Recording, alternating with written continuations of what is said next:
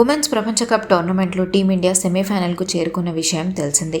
ఎలాగైనా ఈసారి టైటిల్ను సొంతం చేసుకోవాలని భారత్ ఎదురు చూస్తోంది. అయితే సెమీఫైనల్ మ్యాచ్ ఆస్ట్రేలియాతో జరగబోతోంది. లీగ్ స్టేజ్లోనే ఇండియాను ఆసీస్ చిత్తుగా ఓడించింది.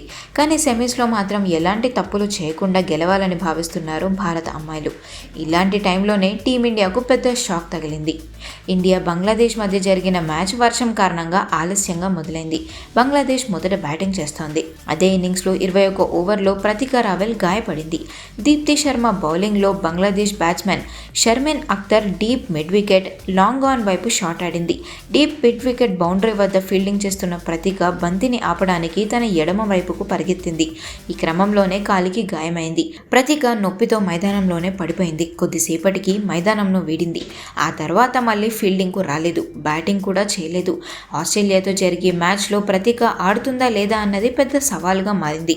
ఒకవేళ ప్రతిక రావెల్ ఆడకపోతే ఇలాంటి సమయంలో ప్రతిక స్థానంలో మరో ఓపెనర్ను సెలెక్ట్ చేయడం అంటే చాలా కష్టమనే చెప్పాలి.